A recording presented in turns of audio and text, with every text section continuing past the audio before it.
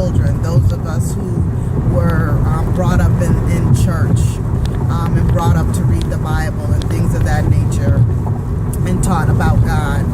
I have really been dissecting some things, especially, since I've had the opportunity to be around children. And I think about some of the things that we tell children that sound so ludicrous when we talk to them about God.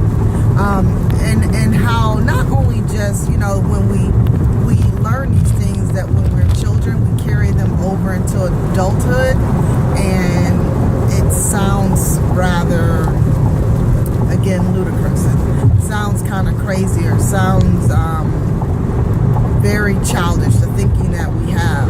But at any rate, I have been, especially also now too, since the passing of my sister, but I've been thinking about where we go when we're no longer here.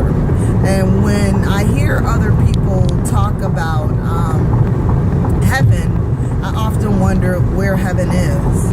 And so recently I had the opportunity of asking a couple people where they believe that heaven is. And so what they do is they point up when I say, where is heaven? And so they just point up. And I'm like, where though? We're on Earth. There are 11 other planets in this particular galaxy. There's a sun and there's a moon. And then beyond this galaxy are a million other galaxies. So where is heaven? And so, you have to think about when it speaks of heaven in the Bible, is it speaking of heaven metaphorically and we're taking it literally? And then I've been really also thinking about duality in everything, and how there's good and what we would consider evil in everything, including us, including each and every one of us. There are different polarities. When you really think about yourself, there are some things within you that you don't want nobody else to know. And those things are because that's a part of you that you don't want to share. It's your shadow side or your dark side or whatever the case may be. But even within you, there's darkness and there's light. Doesn't make you all bad or all good or whatever. There's good and bad in you. And so it made me think too about those people who we would say that they're evil. I began to really think about that as well.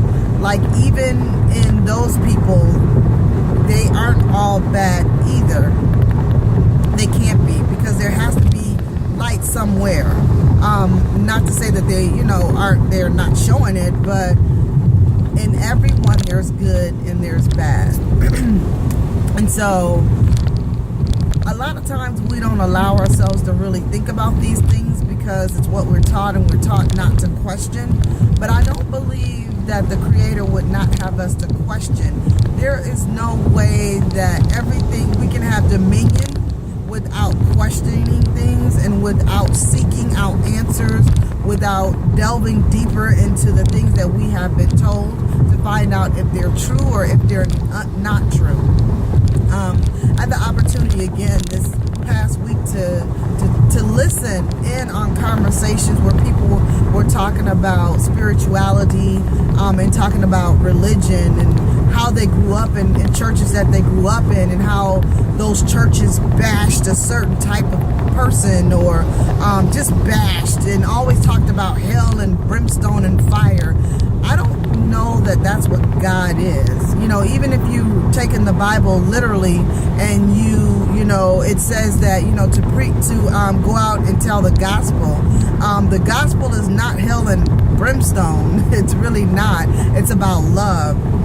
And when you look at all the things in red in the Bible in the New Testament, it speaks where Jesus is speaking. Jesus talked nothing about. He just talked only about like love. And when he spoke about the Beatitudes, it's about love. And if you hold some type of position within the church and always bashing people and not speaking about love and how to love your neighbor or love people and love people through whatever phases within their life, and you just want to talk about going to hell, well, where is hell? Where is hell? Just in the the same question that I asked, where is heaven? Where is hell? Where might that be? Is that underneath Earth? Is it underneath Jupiter? Is it underneath Mars?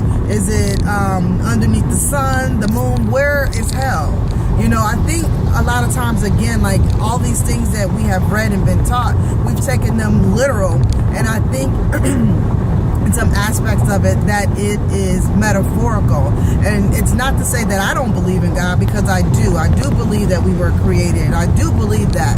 That's not what I'm saying. But what I'm saying is, take a look at the logic in what it is that we are saying and that we're teaching our children, and we do this generation after generation after generation. And when we find a little something that's right, we try to downplay it or say it's blasphemous or it's this or it's that, you know, which is so untrue. It's not. Just God would not have you ignorant. Not really.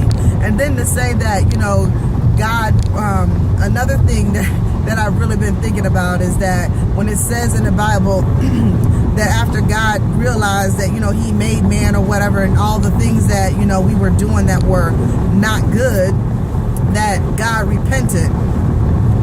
God repented. How could the God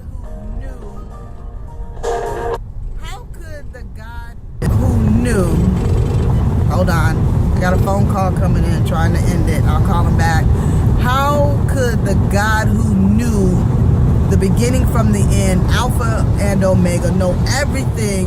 Why would you create something and then repent later? Why wouldn't you just not create it or create it better? Like, that doesn't make sense to me. It doesn't make sense. That verse in the Bible doesn't make sense to me. And then on another note, you know,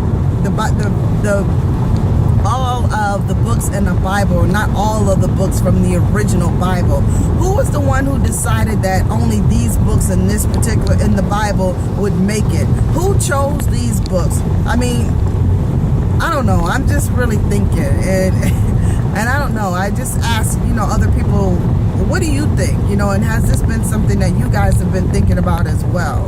I mean, really, when you really think about it, who chose those particular books that we get to read in the Bible, and why did they take out the other ones? And are we missing some information? You know, I don't know. Anyway, tell me what you think.